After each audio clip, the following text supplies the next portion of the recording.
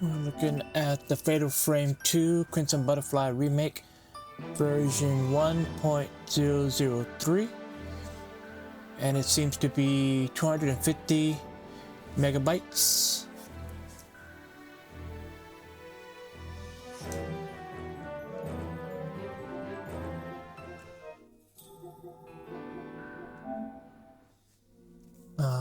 The version we have is 1.002 with the size of 15.61 gigabytes. Let's see how much